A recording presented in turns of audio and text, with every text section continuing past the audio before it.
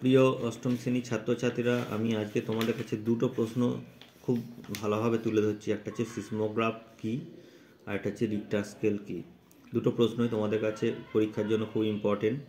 মনে রেখো, সিসমোগ্রাফ কী না, সিসমোগ্রাফ হচ্ছে একটা যন্ত্র, যে যন্ত্রের সাহায্যে আমরা ভূমিকম্পের উৎস, কোথায় ভূমিকম্প হচ্ছে সেই উৎসস্থল, ভূমিকম্পের কম্পনের তীব্রতা, সময় এবং গতিবিধি নির্ণয় করা থাকি এই যন্ত্রের সাহায্যে।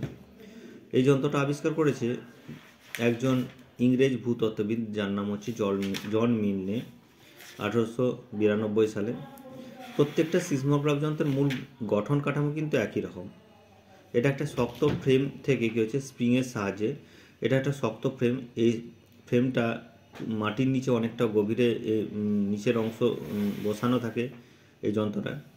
এটা একটা শক্ত ফ্রেম রয়েছে, এই শক্ত ফ্রেমের থেকে এখানে একটা স্প্রিং রয়েছে, স্প্রিংয়ের একটা বেলন লাগানো আছে বা বল থেকে একটা সরু তারের মাধ্যমে একটা পিন লাগানো রয়েছে, যেটা কি হচ্ছে একটা বেলনের যে গায়ে রয়েছে, এখানে একটা বেলন রয়েছে, এই বেলনের গায়ে একটা কাগজ রয়েছে, যে ভূমিকম্পের কোনো কম্পন হলেই কিন্তু ভূ অভ্যন্তর কম্পন হলেই এই বেলনটা হালকা করে আন্দোলিত হবে এবং কাগজের উপর কী হচ্ছে না, এরকম বিভিন্ন ধরনের দাগ দেখা যাবে, হার্টের মতন দাগ সৃষ্টি হয়ে থাকবে।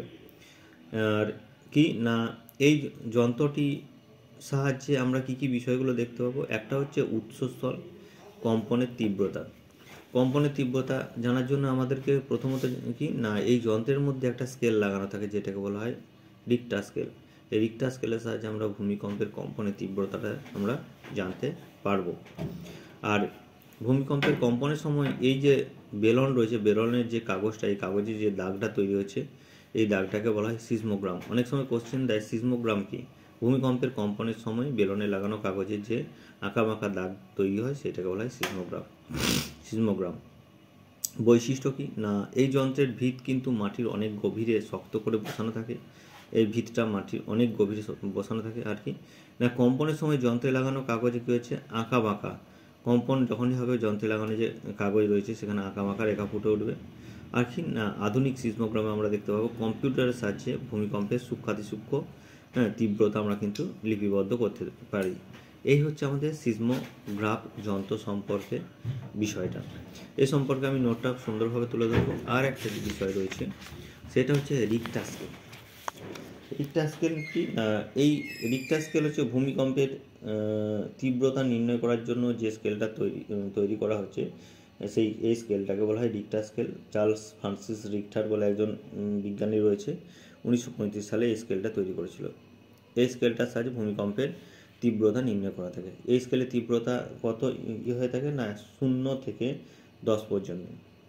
এই স্কেল আমরা দেখতে পাবো যে ভূমিকম্পের কম্পন তীব্রতা 1 ইউনিট বৃদ্ধি পেলে তার কী হচ্ছে, মানে তার তীব্রতার মাত্রা বা ক্ষয়ক্ষতির মাত্রা 10 গুণ বেড়ে যায়, তাই এটা একটা সংখ্যা বর্গমান স্কেল বলা হয়। এই স্কেলে কী হচ্ছে, মাত্রা যদি মানে কম্পনের মাত্রা, এই স্কেলের সাহায্যে আমরা যখন সিসমোগ্রাফে লাগানো থাকে, এই স্কেলে কম্পনের মাত্রা 6-এর বেশি হলে ক্ষয়ক্ষতির মাত্রা খুব তীব্রভাবে হয়ে থাকে। এই স্কেলের সাহায্যে আমরা জানতে পারি যে 2004-এর 26শে ডিসেম্বর যে ভারত মহাসাগরে ভূমিকম্পটা হয়েছিল সৃষ্টি, তার মাত্রা ছিল 8.9 এর মাত্রা ছিল। এই হচ্ছে তোমাদের বিষয়। এই রিক্টার স্কেল এবং হচ্ছে সিসমোগ্রাফ, এই দুটো কিন্তু তোমাদের খুব ইম্পর্টেন্ট।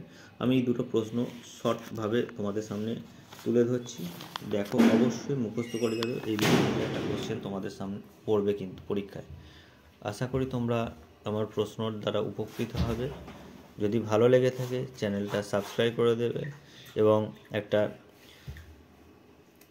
বন্ধুদের মধ্যে শেয়ার করে দিও এবং একটা লাইক করে দিও।